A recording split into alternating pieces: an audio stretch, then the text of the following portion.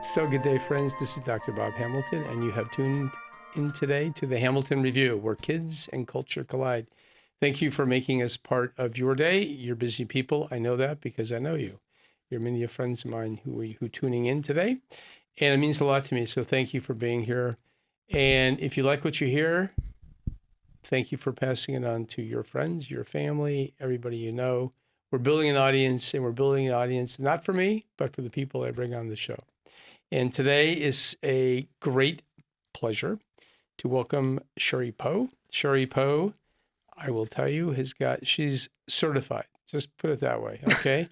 She's a certified new parent educator. She is a certified newborn and infant sleep specialist. She is a certified postpartum doula, and she is a certified newborn care specialist. So I don't know how you got all the certifications. That's a lot of certifying. I don't think I'm that certified. And she's also the founder of her baby care company, which she calls OM, Baby, Prenatal, Postpartum, and Newborn Care. So this is a person who's deep in the business of taking care of newborns. And Sheri Poe, it's such a pleasure to have you today on the Hamilton Review. Thank you. I'm really honored to be here. Thank you so much to finally be here. It's a pleasure to finally, actually, we've talked on the phone. Yes. And I've had your patients come to visit me. Yes. And your name kind of circulates in my office frequently. I will tell you that. And Thank you. And this week, the traffic, we tried to get together a week ago, friends. It didn't work. But this week, traffic was better. Better, way better. Thank goodness. LA traffic it stumbles all of us. And no one ever, makes it through a lifetime without being Thank you for your patience. Vexed. No, I'm a patient man. So Sheri Poe, you have a lot. We're going to talk about all the things that you do, which are amazing, and I'm impressed. But honestly, by just the fact that you've taken time to officially become certified in these different areas. But I like to begin my show, and I think you've heard my show. I like to begin with people telling us who you are, because this is actually, I know, as from our comments right before we went on today, that this is kind of a late in life kind of development for you. So, let's wind back the clock a little bit and begin who you are when you were a kid and where you grew up and all that kind of stuff. Okay, so I grew up in New Jersey, listening to Bruce Springsteen play at the Stone Pony. Wow. Yeah. That's cool. Kind of tells you how old I am.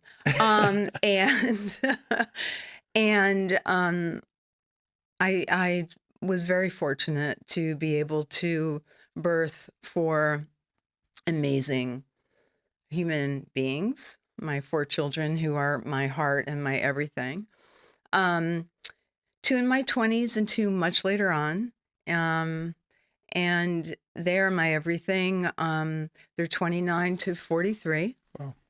Yeah. And I've done many things over my life besides raising children. I was always a working person. So I was one of those working moms when it wasn't cool to be a working mom. I was a working mom. And I always had to make it work with my children, and I had to figure out a way to make it work. I didn't really have the luxury of not doing that.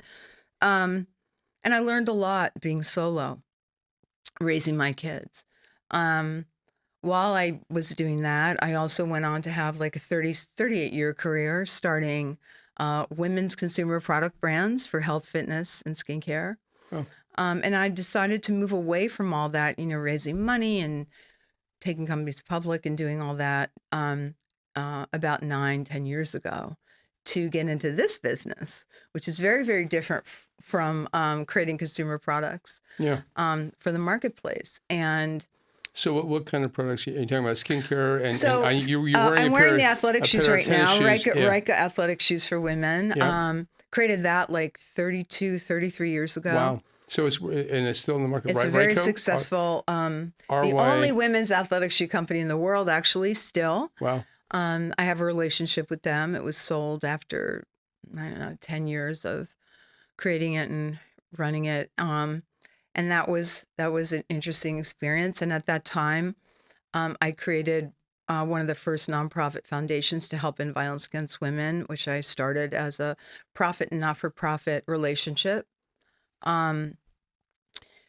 which was, giving back, corporate Sure. social responsibility. It was kind of at the beginning of all of that, which was very proud of. And I lectured for many decades about the issue of sexual assault for women, because I was a survivor myself. So I went public about my story in 1990, which is very early.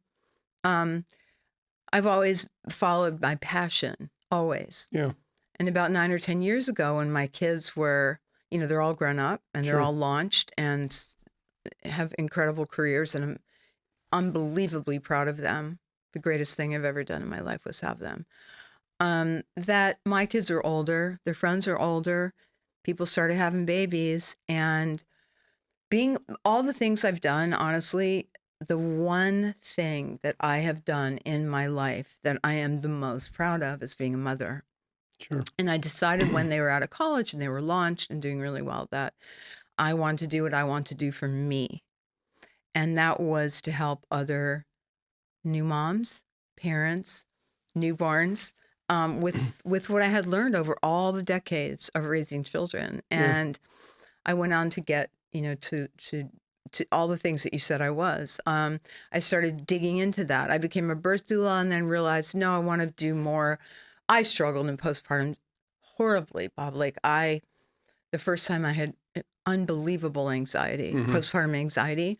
And then with my last one, I had postpartum depression, and it wasn't talked about. There was nobody you were isolated, you were alone, you thought you were just going crazy, and there's nobody to tell you you weren't going crazy. Right. That you were normal. I mean, I certainly see this, day by day. I see mom. First of all, they're usually sleep deprived in a big way. Oh, and so terrible. when you're sleep deprived, what happens? You kind of go a little crazy, actually. And so you see that, and they draw conclusions based on wrong information, put it that way. And so you're filling an important niche here. So this was something that you went through. I really suffered. I really suffered. Postpartum mood disorders are real. And the baby blues are real. It happens to 85% of all new moms who give birth go through the baby blues in the first 2 or 3 weeks. I mean, I had no idea that this is what I was experiencing. There was no one like me doing what I do for me. And when people find me and they ask me what tell me about what your service is, I say, well, let me just tell you by saying, I wish I had a me when I had my kids. Yeah. Somebody who could coach me, tell me what was going on based on science and information, all the things we know over the last 30 years, right?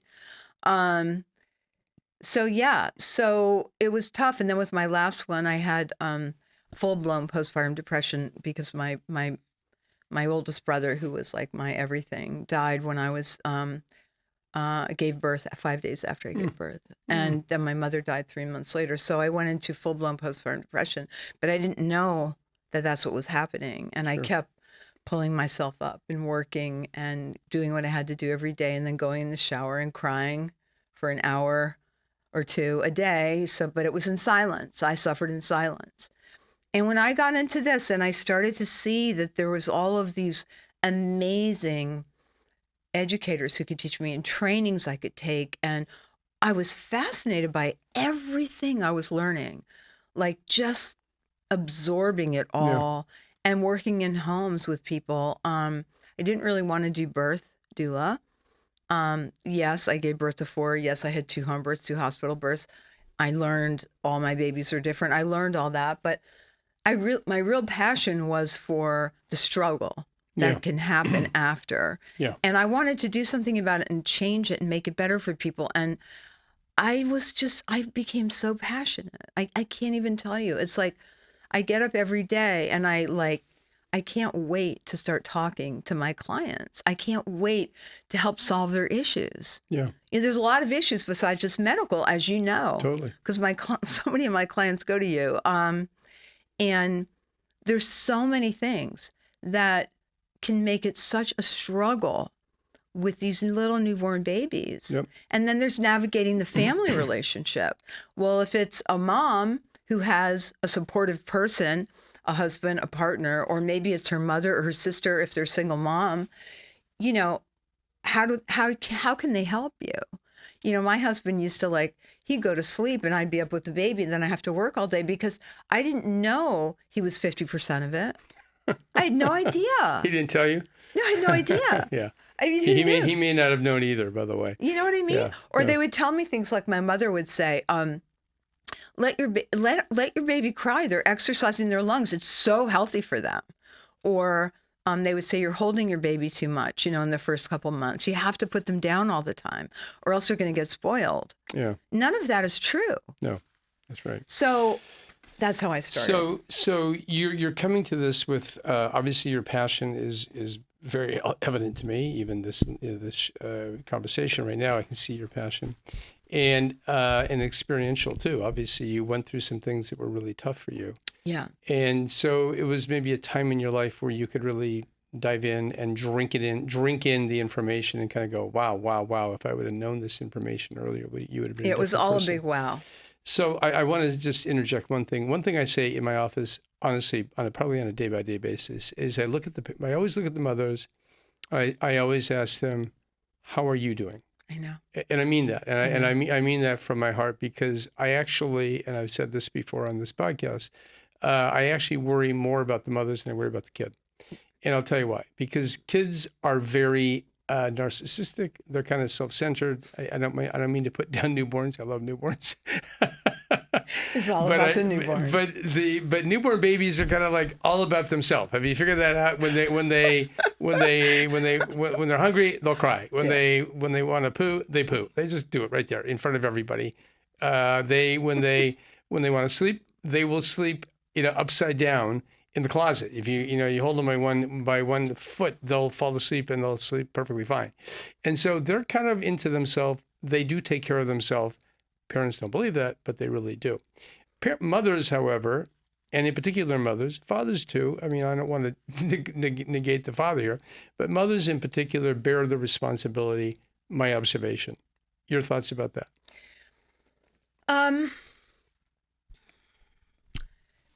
Let's see. Let me answer that by saying this. Mothers grow the babies and then they birth a human being. Yep. And they need to recover. Yep. I didn't know what that was.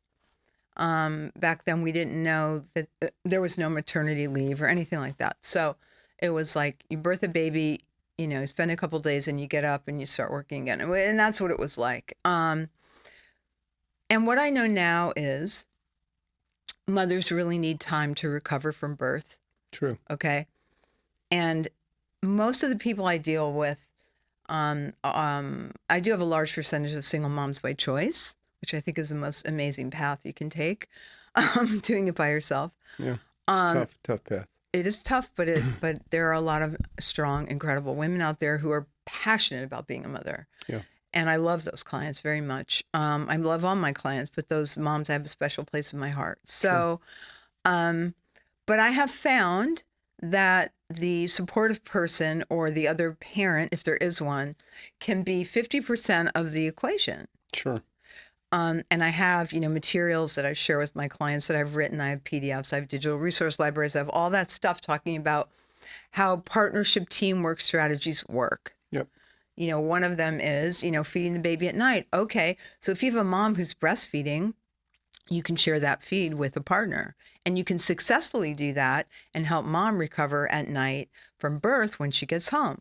Because as you just mentioned, and not to jump around, but you just mentioned exhaustion. I mean, the very first thing I do when I virtually talk to these people like every single day, okay? Because I go in and I teach educational sessions. And then I virtually support them. And I every day I talk to them. I'm like, okay, how are you doing, Susie? Yeah. How are you doing? And then she'll say something and then the questions start. Oh, okay, well, talk to me about that. Or what about that? And I address that. I check in with the partner and I see that they're doing good together or how they're doing or what those issues are. And then I address those issues. And then we talk about the baby, the same approach that you use. Yeah. And it's really important because she can kind of get invisible in this equation. I have these moms who, as you talked about, who are exhausted. If you have a mom who's exhausted because she feels that she needs to be breastfeeding every single time, 24 hours a day, every 2.5 hours in the first week or whatever. That's a mom who's not recovering from birth. That's a mom who's not getting any chunk of sleep whatsoever. And we know now that those moms have a higher propensity of falling into postpartum anxiety situation, which can be a precursor to postpartum depression. Sure. It can, if they're not getting enough sleep or rest, then it can affect their amount of milk they can produce and all of that. And I say, when mom's best, baby's best.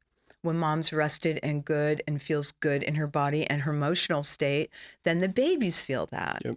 You know, I had a mom on the phone the other day. She was so anxious. I was concerned.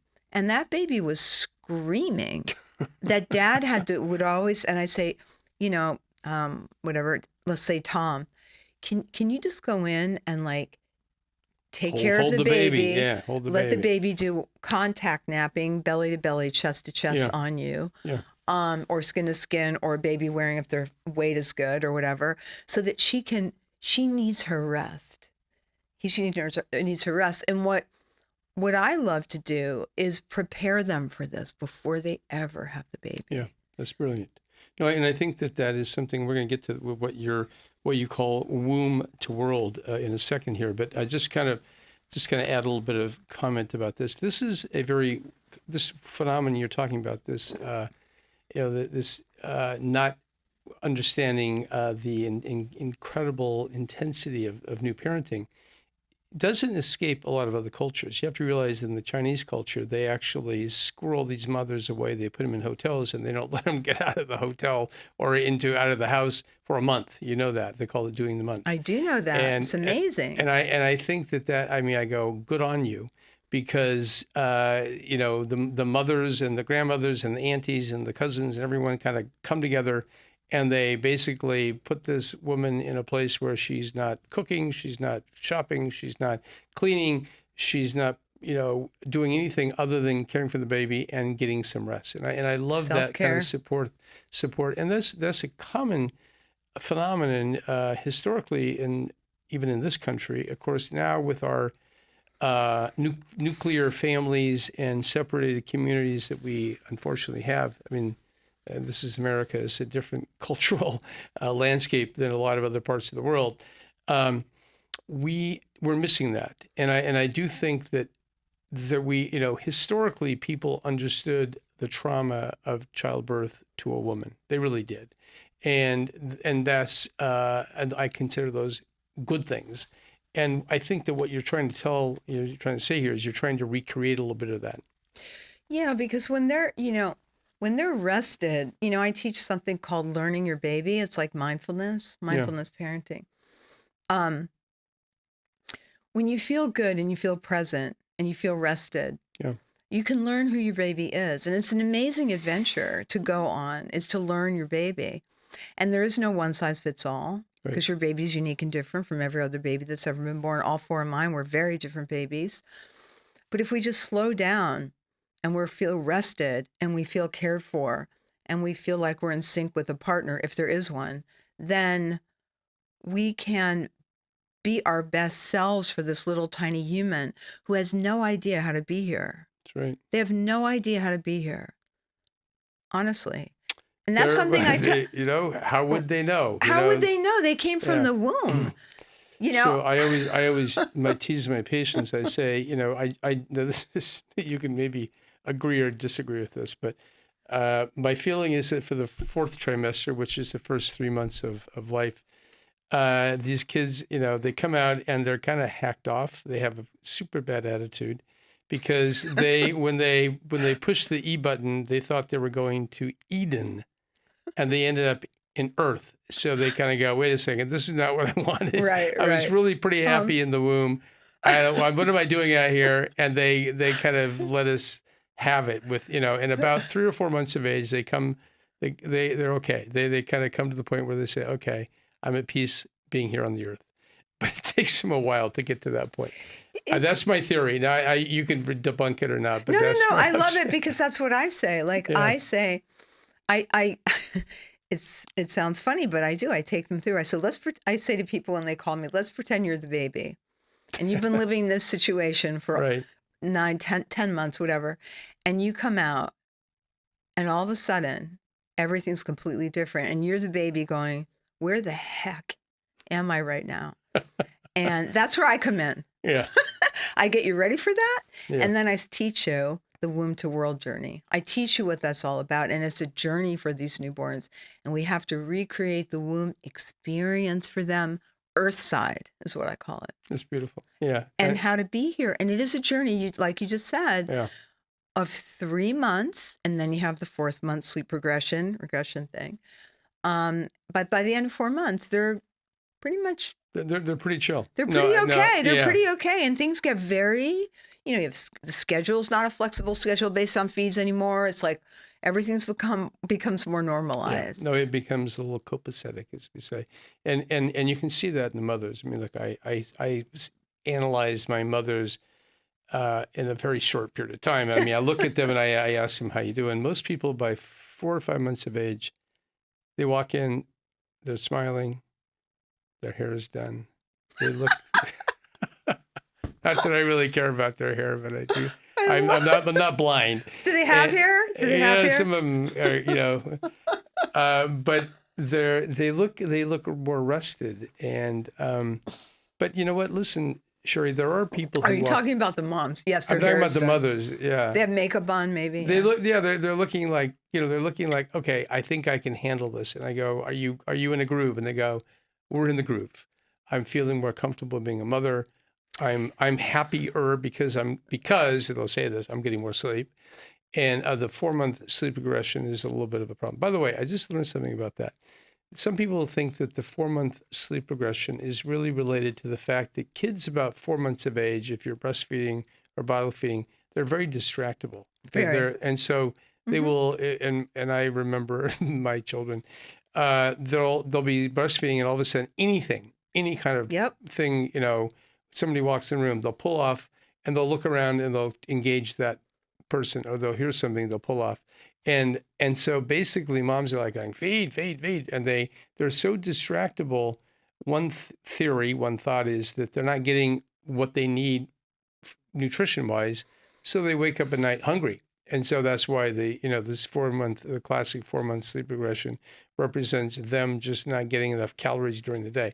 I don't know about that. Well, that could be that they do go through. I mean, they go through that change where they go from sleeping in 2 stages, REM and deep, to sleeping in 4, which can be disruptive. I mean, for those babies who are even getting the nutrition, that can be disruptive. So I work with people all the way through. I like to work with people all the way through the 4 months to help them through that time. But the one thing that is so incredible about this particular newborn sleep specialty that I have is that if they have a foundation for healthy sleep that starts at birth, and it does, it's like, okay, we got to get the baby used to day and night. We got to get the baby used to waking up at 2 hours from naps, so they're not up all night. I put in together flexible routines for these babies based on feeds that go throughout the day. So they don't get overtired. They don't get overstimulated. They do have an optimal awake window, or I call happy awake, because when you go beyond it, they're not happy, right?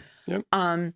All of these things which start at birth. And if that is set up, and then I'm coaching them through all the changes that come over the 4th trimester, because they change every couple of weeks. They're always changing. Their feeding changes. They're radically. I mean, when you look at a newborn and a 3-month-old child, they're radically different. They're radically people. different. Yeah. And I like to take them through the whole process and coach them along the way, so that by the time they get to that 4th month, that month isn't as difficult as it is for people who don't have anything set up. Because then say they don't, and they go into the 4th month, and then at the 5th month, 6th month, 7th month, 9th month, whatever it is, they're hiring a trainer. Yeah. And what I do is sleep learning. So you get it going very early. So learning. A couple of questions I have, real quick questions. The snoo, Harvey Karp has this little snoo. Are you a fan? I am. Okay, good. Me too. I think it's a great idea. I think it's great, and I can tell you that in Los Angeles and now Santa Barbara, because I have a location up there now too, 97% of all my clients want that. They either Yeah. want to rent it or buy it. Yeah.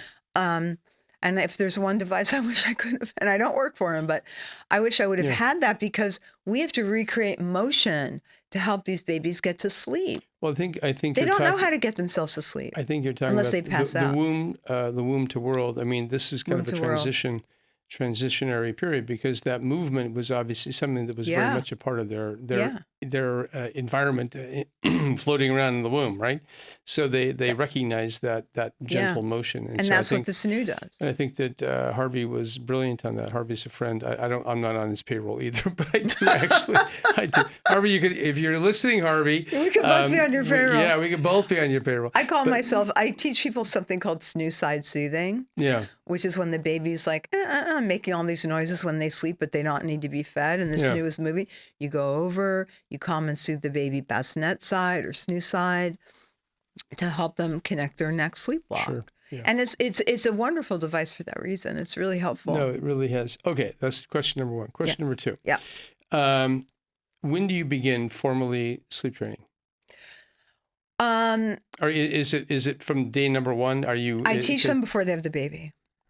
Okay. I have a newborn sleep class. I'm not sure that you answered my question, but anyway, go ahead. I will. And then I have a newborn sleep in-person visits that I do to help people learn what that's all about. And I have, digital documents and things I've created to help them with all of that. And I offer them my virtual coaching with that stuff too.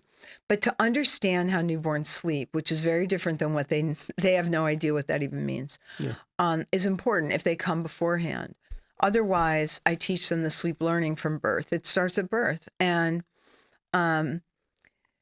people call me a trainer. They call me all these different names. But I believe that if the baby learns, and the parents are the first teacher, so I need to teach the parents what they don't know, and I like them to know some of it before they have the baby. Then they have the baby in real time. Sure. And then we're looking at the whole environment and the baby. Like, what swaddles are they using? How are they getting their babies to sleep? Are they getting their baby? Do you know how to get your baby to sleep? Yeah. A lot of times they don't, unless they're passing out because they've eaten, they don't know how to get to sleep. Or they wake up and they need to get back to sleep. They don't know how to do that.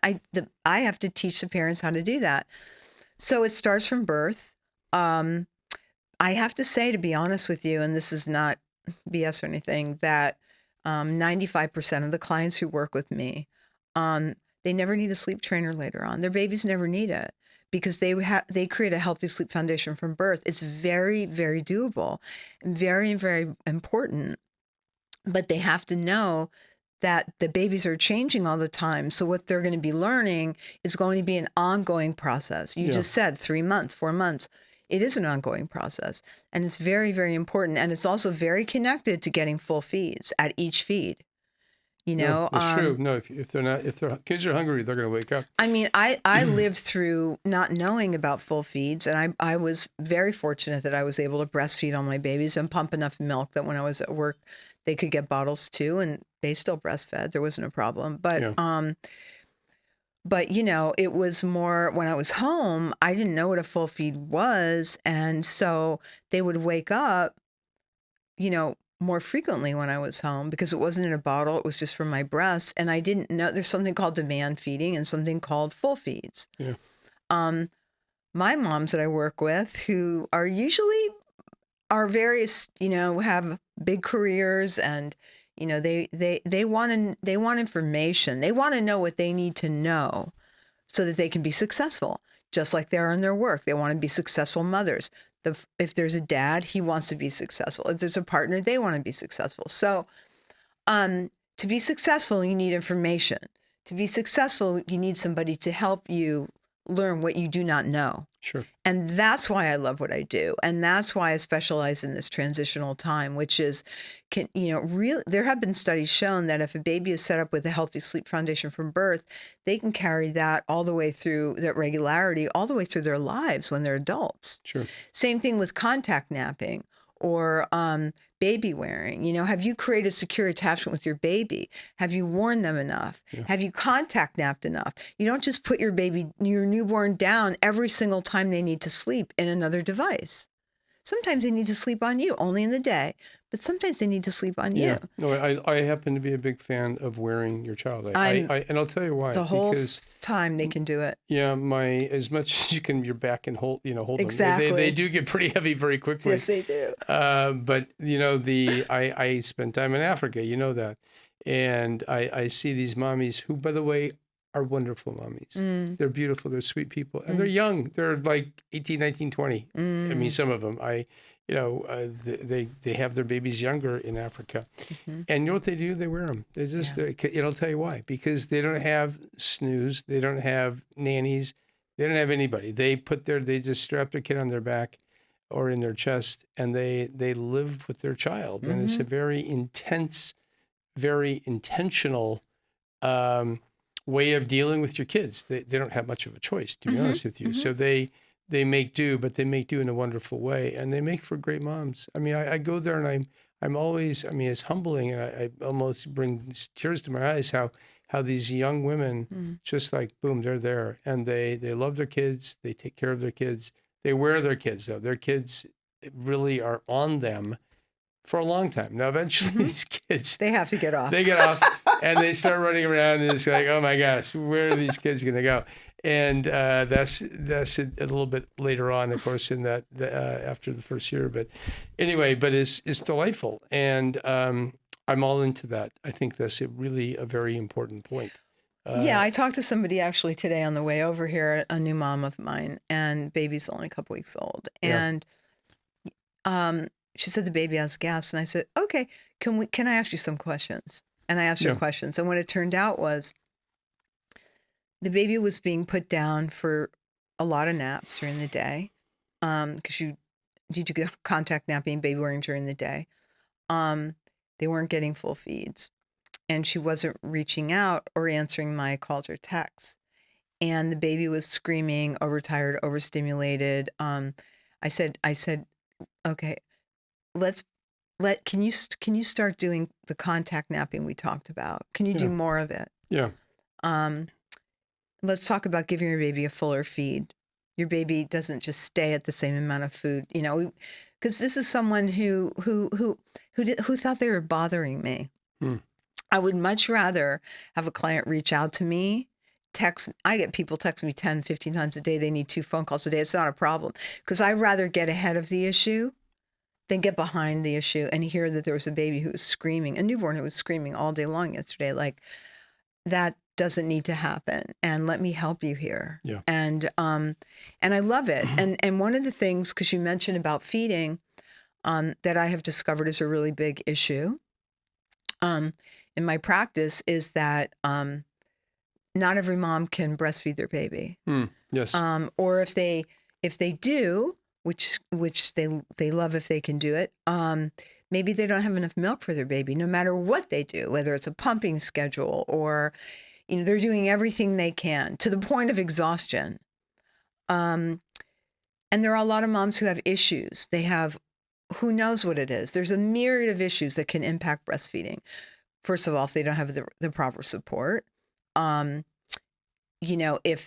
they're the sole feeder and they have a partner and that partner has to work and they don't have a paternity leave or time off, well, then this mom's getting exhausted. But if that person is there at night, that support person, they can do a bottle feed. Yep. They can, if it's taught the right way, with the slow flow bottles, with the slow flow nipples, with the paced bottle feeding. If it's done properly, you can supplement with a bottle to give mom a break. So there's that combination feeding or supplemental feeding. And then there's moms who maybe aren't making enough milk to satisfy their babies when they get to be older, no matter what. True. Maybe it's a mom who owns her own company. I mean, I get a lot of those moms. And they have to, they have a leave, but they're still there during the day. They have to take calls or whatever. And it's not practical for them. There's all kinds of reasons, Bob, like I could tell you. Yeah, no, I know pretty much all of the reasons. I deal with this all the time. And I love it when you tell my clients, because so many go to you, that, you can supplement, with a bottle. I prefer the mom not to give the bottle. I Sure. prefer the partner to give the bottle, or the mom who's ever there supporting her to give the bottle, but it can be done. But the thing is, there's so much pressure in our culture in the US that if you don't do that, if you cannot do that in the way that you are told you should be able to breastfeed your Right. baby, Right. that you are failing, that you are, you know, and what about if you can't make any milk at all? You know, I have a niece who had issues. She had Yeah. physical issues when she gave birth, and she could not make enough milk for her baby. And she had to go on this wonderful, at the time, organic formula. My great niece, she's 3 years old. It's like, she's beautiful, she's healthy, she's incredible. We know that breast milk is the perfect food, Sure. but not everybody has that option. So I think what I do, Sheri, is I I try to use grace. And people ask me, what is your recommendation? My recommendation is pretty clear: breastfeed. Right. However, I say immediately, however, because I've been around long enough to see many, many women who have dear hearts and really do their very best. They give it the old college try, and then, or if they've had surgery, if they've had this or that, the other thing, a lot of issues here, of course. Yes. And you have to immediately say, listen, thank God we live in the 21st century where the formulas are actually pretty darn good. I mean, they really are good. And do I want to lead with that? No. And for many, many reasons. Just the fact that, mothers can have that intense, skin to skin kind of relationship during breastfeeding is beautiful. It's a lovely thing, breastfeeding. But also you want moms to be happy. And if they're vexing over every ounce and they're spending all of their time naked, breastfeeding or pumping or doing something else, there's a point where you kind of go, time out.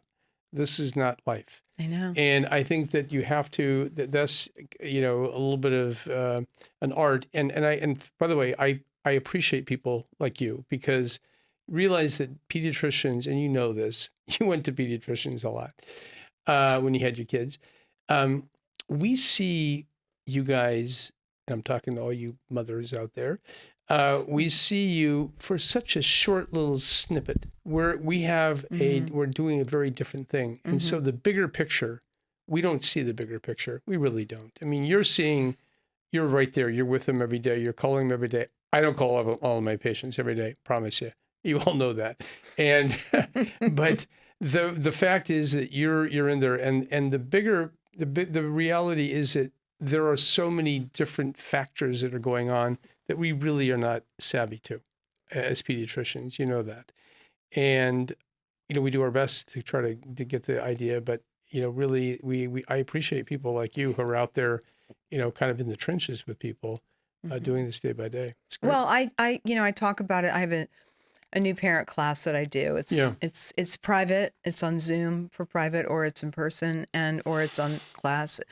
And I teach them about that. I teach them a lot of different things. Then, these are the baby looks like this when they're born. Of course, I teach all that. But I also I also talk about this issue so people understand. And I talk about combination feeding, and I talk about all the different ways to feed. And I talk about, you talked about contact napping. What about moms who, maybe there's an issue. They can only pump a teeny bit of milk or give a teeny bit of milk. Sure. I say some breast milk's better than none. Okay. But they can do skin to skin with their baby. They can do which is all these benefits to the baby, as you know, and all of that. And I teach skin to skin. Dad needs to be doing it. If there is a dad, mom needs to be doing it, especially if she's having issues with breastfeeding, she feels like they're a failure. I'm like, you can get that skin to skin. Do it. That's right. Do it. So it's I wrote this blog recently, which I sent to you. Right. I mean, you call it Feeding from the Heart. Feeding from the Heart. And it's by the way, I love that title. It's a beautiful title. But it's because it is, you make a decision that's the best decision for you. And I hope they know that if it's the best decision for you and you're going to feel calm and you're going to feel good, so that's a reflection of your baby's going to be reflective of that, because their little nervous systems feel everything, right? They pick up on everything. So when you make the best choice You make the best choice for you. You make the best choice for the baby. And it is whatever the feeding experience looks like. And there's an incredible foundation I found out about in the last 2 years called the Fed is Best Foundation. And I love their information because they cover it all, Yeah. you know? So it's called Fed. Fedisbest.org. Okay. And that's one word. Fed is FED. best. Well, it's fedisbestfoundation.org. Yeah. Okay. Foundations. Fedisbestfoundation.org. Yeah. Okay. So I hope you all got that. So that's an incredible organization. Yeah. And again, in all the teaching tools I have, that's one of the things, like I tell my families. And if a new mom is, I'm the one, you can't do it. You can't talk to your clients every day, all day long, but these are clients who hire me for a period of time usually. And they'll call me crying. Yeah. They'll call me in a panic attack because they feel like failures. And they really feel shamed. And it really hurts my heart, honestly, to see that. And I'm going to be doing a lot more on social media about it. I feel it when they, when they're emotionally struggling with the hormonal changes that happen after you have your baby. I mean, it's crazy. Like all the things we feel. We have the baby blues in the first 3 weeks. It's like, and then there's the hormonal changes, which make us particularly sensitive to feeling our anxiety or feeling like failures or whatever.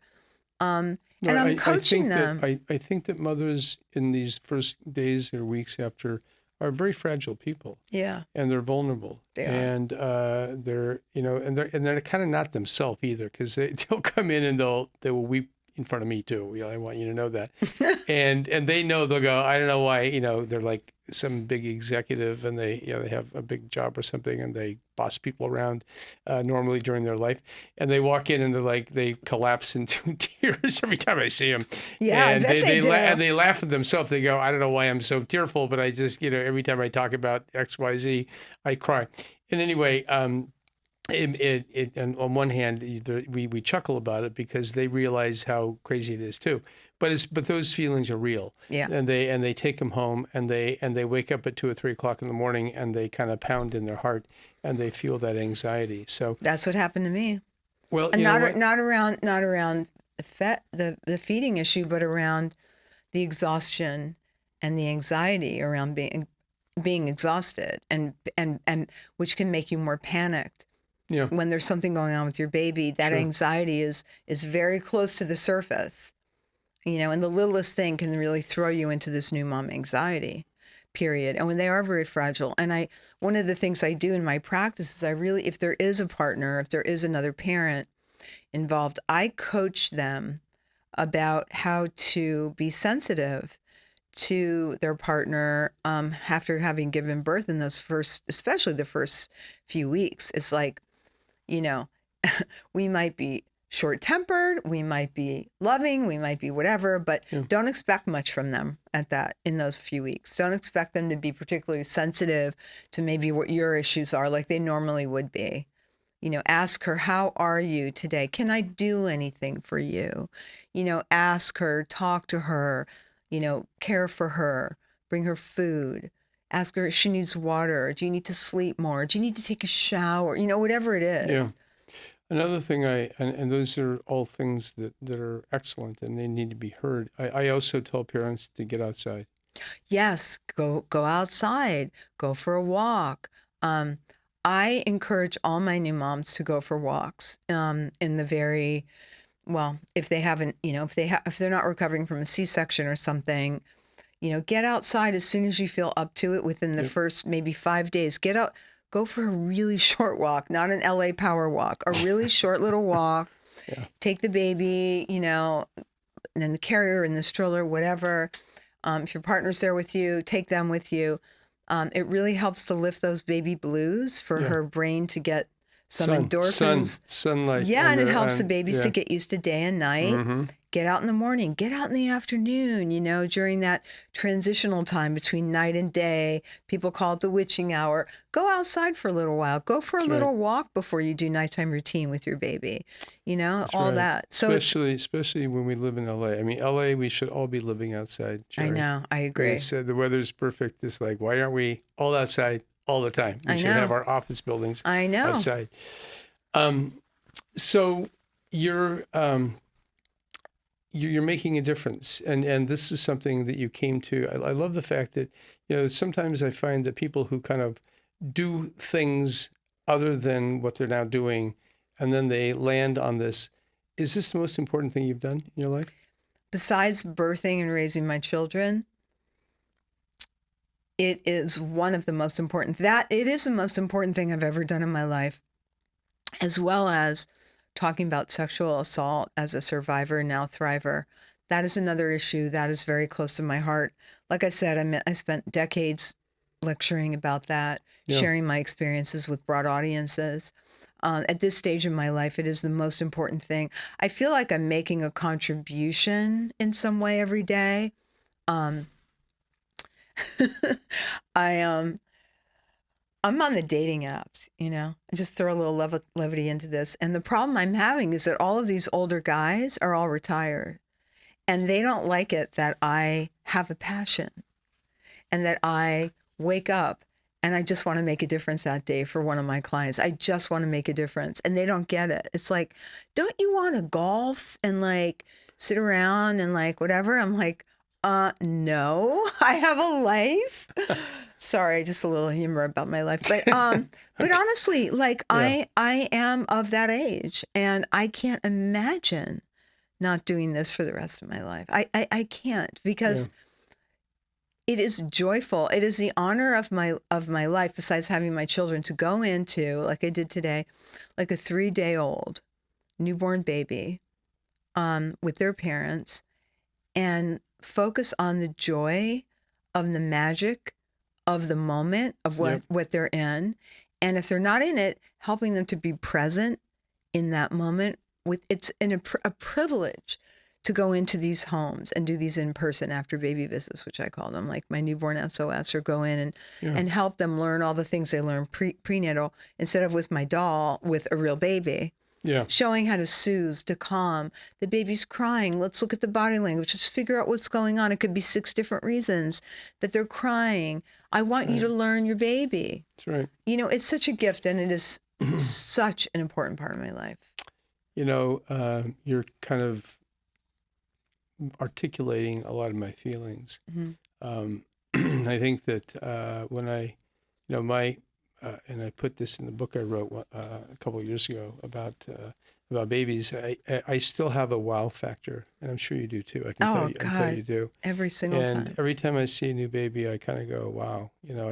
I marvel at the fact that these kids 9 months before were a simple zygote, and the fact that there are these living little creatures that screaming at you and demanding of you, and all of the things that newborn babies do. It's just like, wow. I mean, and I know, Sheri, I know the day I have to finish this career is the day that I walk in and that wow little buzz that I get, and you get it too. It's a total buzz. It is, and I just look at these kids, and people kind of go, "Oh, but Dr. Bob, you always say every kid's cute." Well, I go, yeah, I pretty much. I mean, 99.9% of the time. And I mean it, because when you look at them, they're really cute. And I'm not making it up. Yes, I know they look kind of like the kid I saw in the room before, but that kid was cute too. And so They're all cute. they're all cute. I mean, a couple of them are not cute, and I usually kind of zip my lip on that one. But most of them are pretty cute. They're very cute. And they're delightful, and it's wonderful. It's a real experience, though. I mean, I get it. It's like I go in and, every time they give me the privilege of taking their baby and showing them some things that they need to learn or they want to learn, I feel like I'm right back. It's a privilege for me. It's selfish in some ways, because I feel like I'm right back with one of my own newborns. And true. And I go right back to it. You must too. You have all those kids. I do have a lot of kids, and it does kind of transport me back in that time. It does. And frankly, you know what? People say, Bob, you work hard. I go, I don't feel that I'm working hard. I feel like, if this is work, bring it on, because I actually feel invigorated by walking into a room and seeing these beautiful kids, and moms too. But my parents, and let's by definition, these are generally young people, Although we're getting more and more older people having kids I now. have a lot of older first-time parents. Yeah, no, God bless you guys who are having your babies in your 40s. But anyway, a lot of them, there are some of those, but the majority of people still have 20s and 30s when they have their babies, right? And by definition, they're young, they're moving forward in their life, and it's actually a very happy time of life in so many ways. Mm-hmm. Well, listen, Sheri, I'm looking at our time, and I'm thinking about people who are listening to us, and knowing that you are going to get back to work there, whatever you're doing. But how do people find Sheri Poe? Oh, wow. Okay. So I have my Instagram is Own Baby Doula, Doula. You can find me there. OM. OM Baby Yeah. Doula, Doula. Okay. On Instagram, Facebook. You can find me. I just started TikTok, which is a little bizarre for me, but I have an amazing young woman who does it for me. And they can find me on my website, Own Baby Doula LA. So it's Own Baby Doula.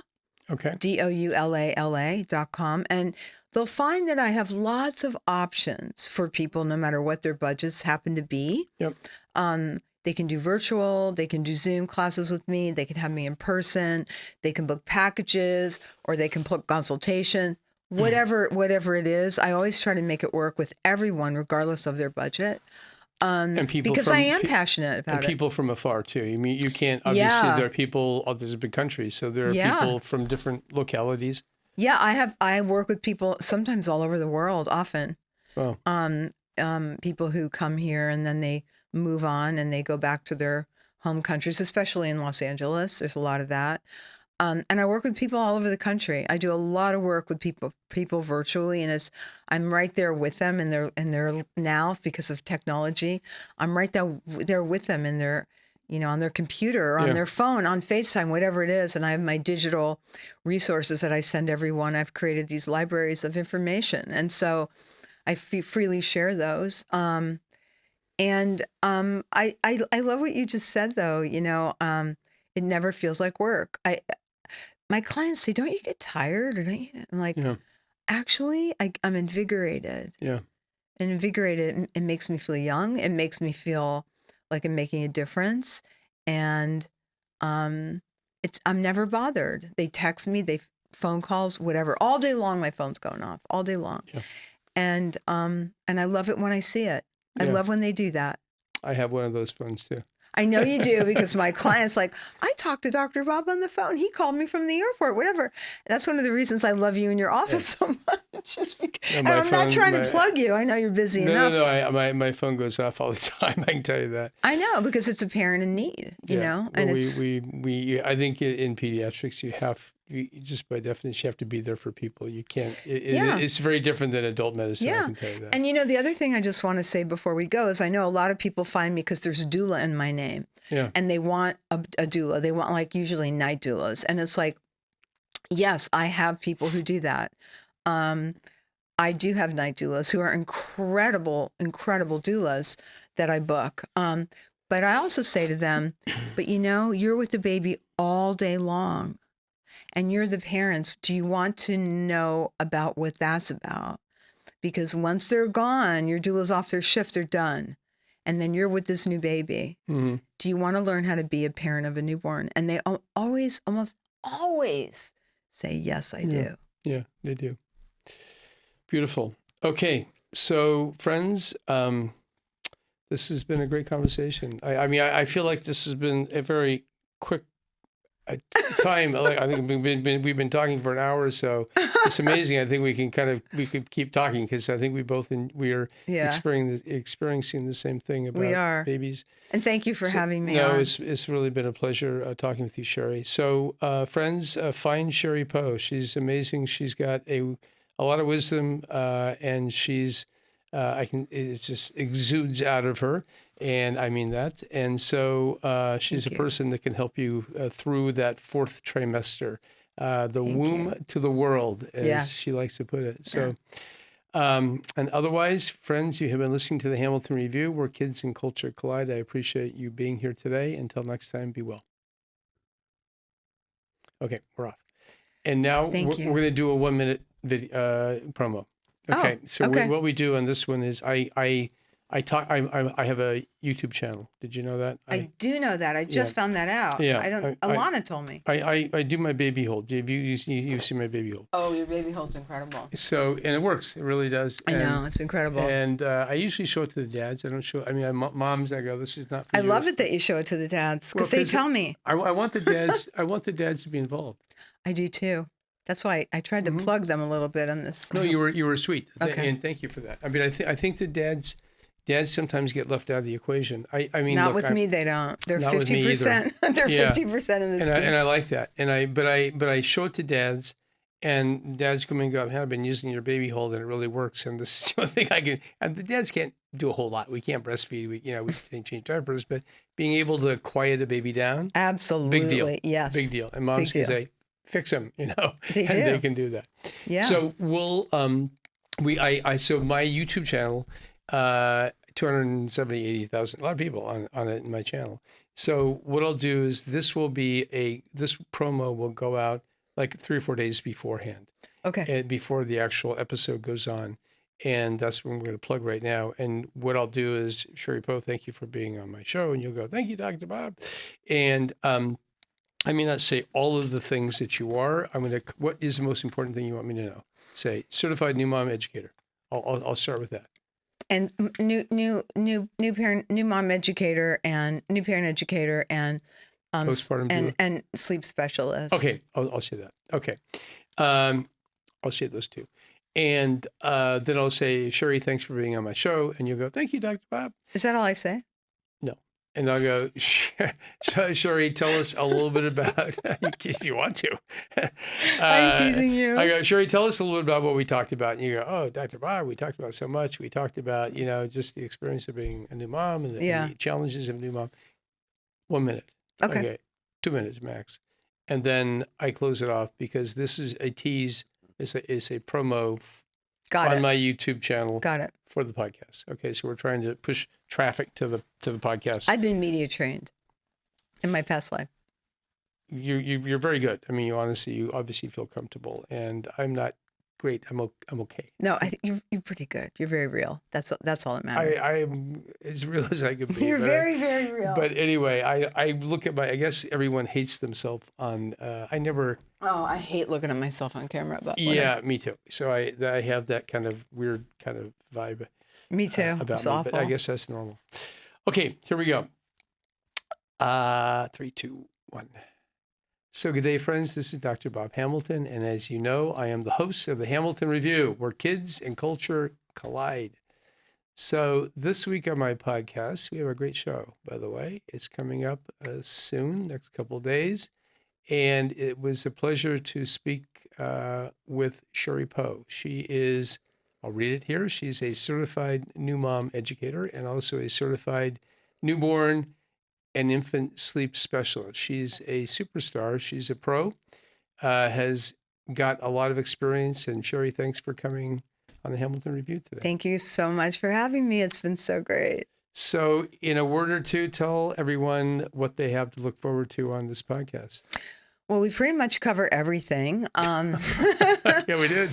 All about being a new parent, all about being a new mother, all about learning tips, tricks, strategies for that 4th trimester of development when your newborn is first born. And there's lots of stuff to learn about that 4th trimester, both for a new mom, learning about self-care and learning about how to be best for her baby, because all of us moms want to be best for our baby. Sure. How parents can work together if there's another parent involved. How to deal with a newborn. Yeah. From feeding, we talked about feeding. We talk about sleep and the newborn sleep issues that happen. Everybody hears that you don't sleep when you're a new parent. Actually, that's not really true if you work with me. And I'm not trying to sell my services, but there's a lot to know. Yep. And the focus is on the birth, and there isn't focus about what comes after. And so we talk about all of those issues that you're going to face and give you some tips and tricks and philosophy about how to deal with them. Yep. And, You're absolutely right. So, friends, this is a great show. And especially if you're about to have a baby, this is fabulous. If you know people who are going to have a baby, Or if you're a grandparent watching. if you're a grandparent, you can learn a lot too. So, great conversation. I hope you guys tune in. Until then, take care. You have been listening to the Hamilton Review, where kids and culture collide. Thank you for allowing us to be a part of your day. Tune in again next week on Apple Podcast. Rate and comment and tell a friend.